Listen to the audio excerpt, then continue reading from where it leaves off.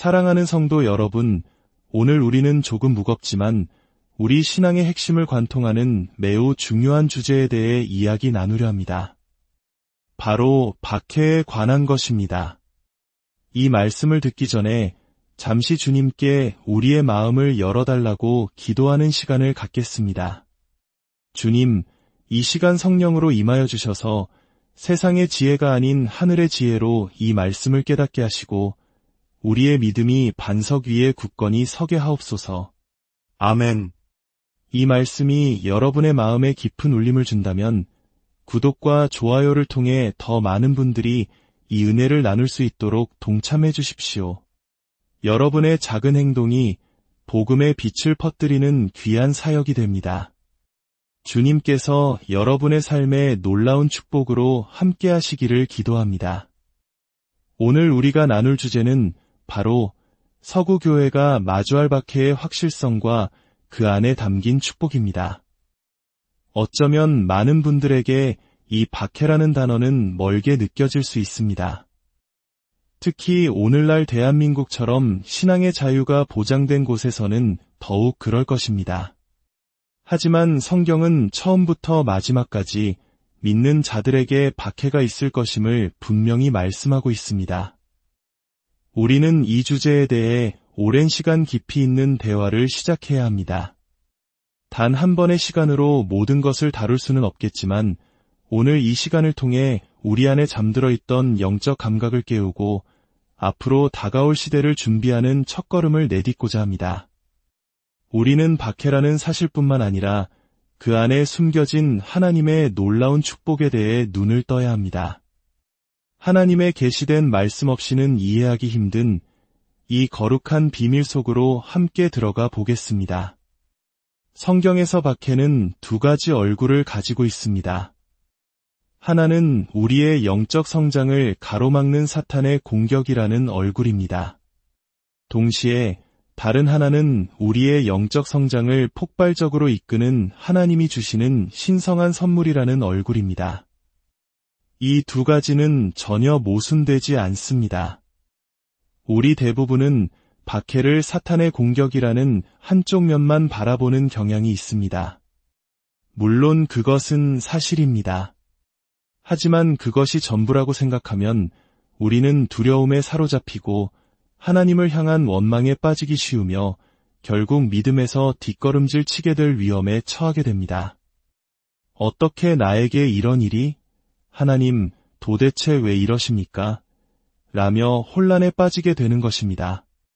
그러나 초대교회 사도들은 박해의 또 다른 얼굴, 즉 하나님의 선물이라는 측면을 깊이 이해했습니다. 사도 바울은 빌립보서 1장 29절에서 이렇게 담대하게 선포합니다. 그리스도를 위하여 너희에게 은혜를 주신 것은 다만 그를 믿을 뿐 아니라 또한 그를 위하여 고난도 받게 하려 하심이라. 여기서 은혜를 주셨다는 말은 선물로 주어졌다는 의미입니다. 그리스도를 위해 고난받는 것이 우리에게 주시는 하나님의 선물 중 일부라는 것입니다. 정말 놀라운 관점이지 않습니까? 데살로니가전서 3장에서도 바울은 말합니다. 이러한 환난 중에 흔들리지 않게 하려 함이라. 우리가 이것을 위하여 세움받은 주를 너희가 친히 알리라. 여기서 세움받았다는 말은 정해졌다, 임명되었다는 뜻입니다. 우리는 박해를 받도록 정해졌다는 것입니다. 왜냐하면 그 고난과 함께 오는 놀라운 유익들이 있기 때문입니다. 한번 생각해 보십시오. 여러분은 스스로 박해를 만들어낼 수 없습니다. 물론 어리석은 행동으로 누군가를 화나게 해서 맞을 수는 있겠지만 예수님을 사랑한다는 이유만으로 뺨을 맞거나 감옥에 갇히는 일은 우리가 원한다고 해서 일어나는 일이 아닙니다. 지난 10년, 20년의 신앙생활을 돌아보십시오. 예수님 때문에 누군가에게 얼굴을 맞거나 감옥에 던져진 경험이 있으신 분이 얼마나 계십니까? 아마 거의 없을 것입니다. 박해는 하나님께서 결정적인 순간에 우리에게 허락하시는 특별한 선물과 같습니다. 마치 하나님께서 우리에게 금 한 자루를 주시는 것과 같지만 그 가치를 알지 못하면 우리는 혼란스러워할 뿐입니다. 대부분의 경우 예수님 때문에 매를 맞거나 감옥에 가는 일은 인생에서 한두 번 겪을까 말까 한드문 기회입니다. 하지만 훗날 모든 것이 끝나고 주님 앞에서 인생의 전체 그림을 보게 될 때 우리는 이렇게 고백하게 될 것입니다. 주님, 그때 그 고난의 기회를 주셔서 감사합니다. 차라리 몇 번 더 허락해 주셨더라면 좋았을 텐데요. 사도행전 5장을 보면 사도들은 이 비밀을 깨달았습니다. 그들은 복음을 전하다가 채찍에 맞고 나왔을 때 슬퍼한 것이 아니라 오히려 그 이름을 위하여 능욕받는 일에 합당한 자로 여기심을 기뻐했다고 기록되어 있습니다. 그들은 박해 속에 담긴 영적인 유익과 하늘의 상급을 보았기에 기뻐할 수 있었던 것입니다. 요한복음 15장에서 예수님께서는 십자가를 지시기 전날 밤 제자들에게 이렇게 말씀하셨습니다. 세상이 너희를 미워하면 너희보다 먼저 나를 미워한 줄을 알라. 그들이 나를 박해하였은즉 너희도 박해할 것이요. 세상이 우리를 미워하는 진짜 이유는 우리가 미워서가 아니라 우리 안에 계신 예수님을 미워하기 때문이라는 것입니다. 그러므로 우리가 예수님의 말씀을 충실히 전한다면 세상의 미움을 받는 것은 당연한 결과입니다. 이 사실을 마음속에 단단히 새겨야 합니다. 예수님의 가르침에는 우리가 좋아하는 것들도 많습니다. 값없이 주시는 용서, 하나님의 사랑, 놀라운 축복과 같은 것들입니다. 하지만 동시에 세상이 싫어하는 받아들이기 힘든 가르침들도 있습니다. 예를 들어 인간의 죄와 죄책감, 예수님만이 하나님이시며 유일한 구원의 길이시라는 진리, 그분이 도덕과 심판의 유일한 기준이시라는 사실, 그리고 구원받기 위해 십자가의 공로가 반드시 필요하다는 진리 등을 세상은 미워합니다. 마지막 때가 가까울수록 성령님께서는 이 모든 진리, 즉 세상이 좋아하는 것과 싫어하는 것 모두를 담대하게 선포하는 교회를 일으키실 것입니다. 오늘날 서구 교회는 대부분 듣기 좋은 메시지만을 이야기하지만 주님께서는 그분의 모든 말씀에 충성스러운 교회를 다시 오실 때 찾으실 것입니다. 그리고 교회가 진리 위에 굳건히 설 때 세상을 향한 증오 또한 극에 달하게 될 것입니다. 사도 요한은 훗날 요한일서에서 예수님의 가르침을 다시 한번 강조합니다. 형제들아, 세상이 너희를 미워하여도 이상히 여기지 말라. 이상히 여기지 말라는 말은 기대하라는 뜻입니다. 예수님의 모든 말씀을 충실히 따른다면 미움받을 것을 예상하라는 것입니다. 우리가 이 사실을 미리 예상하지 못하고 있다가 갑자기 미움과 박해를 받게 되면 우리는 충격에 빠집니다. 내가 뭘 잘못했지? 라며 놀라게 됩니다. 그리고 이렇게 예상치 못한 공격에 우리는 하나님께 마음이 상하고 두려움에 빠질 훨씬 더 취약한 상태가 됩니다. 하지만 성경 말씀을 통해 이 진리를 계속 묵상하고 하나님과 대화하며 마음을 준비한다면 우리의 마음은 명확함으로 굳건해질 것입니다. 아, 지금 이런 일이 일어나고 있군요. 주님, 이제야 알겠습니다. 이 고난 뒤에 있을 영원한 상급을 봅니다. 주님께 영광 돌리는 기쁨을 압니다. 이 과정을 통해 제 삶이 변화될 것을 믿습니다. 이렇게 고백하며 상황을 더 명확하게 이해하게 되는 것입니다. 마태복음 24장에서 예수님은 마지막 때에 대해 예언하시며 산통의 시작을 알리는 여러 징조들 후에 어떤 일이 일어날지 말씀하셨습니다. 9절에서 그때에 라고 말씀하시는데 이것은 시간적인 순서를 나타냅니다. 즉, 산통의 시작 시기가 지난 후에 새로운 국면이 시작된다는 것입니다. 그리고 저는 수년간 이 단어를 놓치고 있었습니다. 바로 모든 민족에게 미움을 받으리라는 말씀입니다. 몇몇 민족이 아니라 지구상의 200여 개 모든 민족에게 미움을 받게 될 것이라는 예언입니다. 현재 기독교 박해 감시 목록에 따르면 약 60개국이 극심한 박해 국가로 분류되어 있습니다. 아직 140개국은 그렇지 않습니다. 이것은 예수님의 예언, 즉 모든 민족이 교회를 미워하는 시대는 아직 오지 않았다는 것을 의미합니다. 그 시대는 미래에 펼쳐질 일입니다. 무법이 극에 달하고 교회를 향한 증오가 전 세계적으로 굳어지는 시대가 올 것입니다. 하지만 바로 그 암흑의 시대에 역사상 가장 위대한 성령의 능력과 부흥이 함께 일어날 것입니다. 복음이 땅끝까지 전파되고 수십억 영혼이 주님께 돌아오는 대추수가 있을 것입니다. 박해와 부흥, 이 두 가지는 함께 갈 것입니다. 우리 한국 교회의 역사를 돌아보면 일제 강점기와 같은 칠흑 같은 어둠 속에서도 순교의 피를 흘리며 믿음을 지켰던 수많은 믿음의 선조들이 계셨습니다. 그분들은 박해를 두려움의 대상이 아닌 주님과 동행하는 영광의 기회로 여겼습니다. 지금 이 순간에도 휴전선 너머의 우리 형제자매들은 상상할 수 없는 핍박 속에서 믿음을 지키고 있습니다. 그들의 삶 자체가 우리에게 박해의 의미를 다시 생각하게 하는 살아있는 증거입니다. 그렇다면 우리는 이 마지막 때의 예언에 어떻게 반응해야 할까요?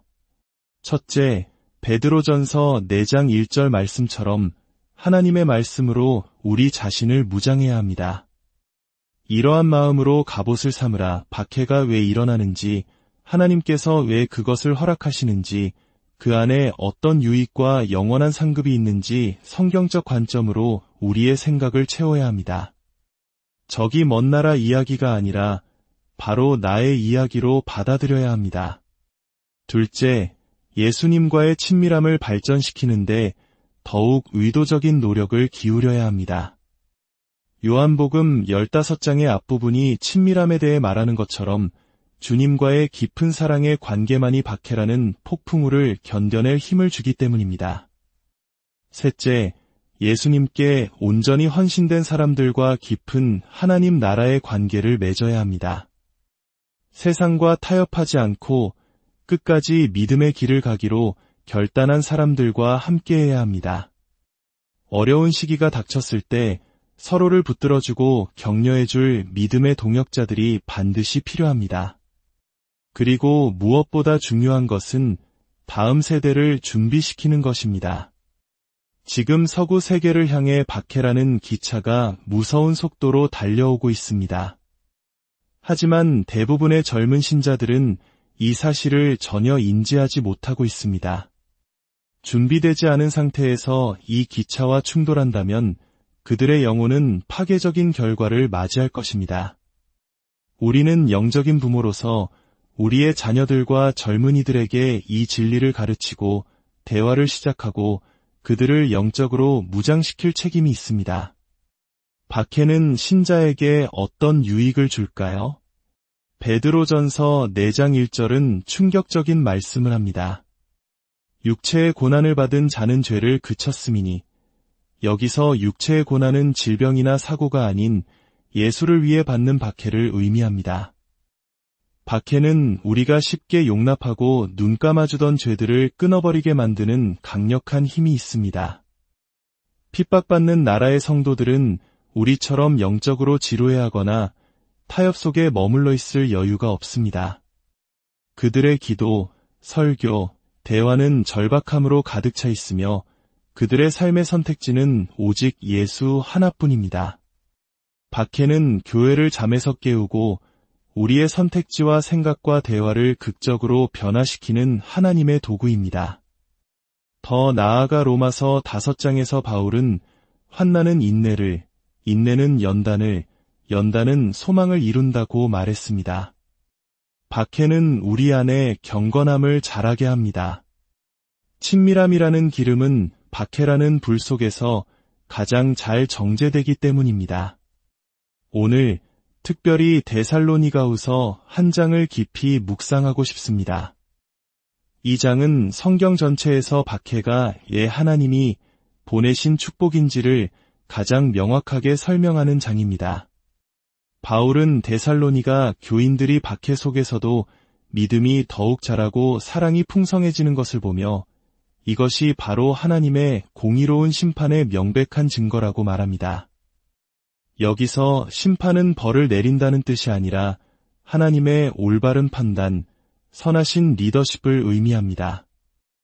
바울은 박해를 통해 나타나는 하나님의 선하신 리더십의 증거 4가지를 제시합니다. 첫째, 박해 속에서도 기쁨으로 믿음을 지키는 여러분의 모습 자체가 하나님이 여러분과 함께 살아계신다는 강력한 증거입니다. 둘째, 여러분은 하나님 나라에 합당한 자로 여김받고 있습니다. 이것은 우리가 자격이 있어서가 아니라 고난을 통해 우리의 인격과 믿음이 하나님 나라를 경험하기에 적합한 그릇으로 빚어지고 있다는 뜻입니다. 셋째, 하나님께서는 박해자들을 심판하심으로써 그분의 공의를 나타내실 것이며 여러분은 그 위대한 이야기의 증인이 될 것입니다. 넷째, 그리고 가장 놀라운 것은 이 모든 과정을 통해 하나님께서 여러분을 완전한 안식으로 인도하신다는 것입니다. 이 안식은 이 땅에서 겪는 고난이 끝났을 때 주어지는 하나님께서 여러분을 위해 예비하신 모든 상급과 축복이 온전히 성취되는 영원한 상태를 의미합니다. 사도 바울은 자신의 인생 전체를 온전한 상급, 즉 썩지 아니할 면류관을 향한 경주로 살았습니다. 그는 고린도전서에서 상을 얻기 위해 달린다고 말했고 빌립보서에서는 아직 그것을 얻지 못했지만 표대를 향해 달려간다고 고백했습니다. 그리고 마지막 서신인 디모데후서에서 죽음을 앞두고 그는 마침내 이렇게 선포합니다. 나는 선한 싸움을 싸우고 나의 달려갈 길을 마치고 믿음을 지켰으니 이제 후로는 나를 위하여 이의 면류관이 예비되었으므로 이의 면류관은 단순히 천국에 들어가는 모든 사람에게 주어지는 것이 아닙니다. 바울은 주의 나타나심을 사모하는 모든 자에게니라고 말합니다. 이것은 단순히 주님이 빨리 오셨으면 좋겠다고 생각하는 수준이 아닙니다. 주님의 다시 오심과 그분의 마지막 때의 이야기를 너무나 사랑하기에 자신의 삶 전체를 그 이야기에 던져넣고 심지어 목숨까지도 아끼지 않는 충성스러운 자들에게 주어지는 특별한 상급입니다. 사랑하는 성도 여러분, 골로새서에서 바울은 나는 이제 너희를 위하여 받는 괴로움을 기뻐하고 그리스도의 남은 고난을 그의 몸된 교회를 위하여 내 육체에 채우노라고 고백했습니다. 이 얼마나 놀라운 고백입니까?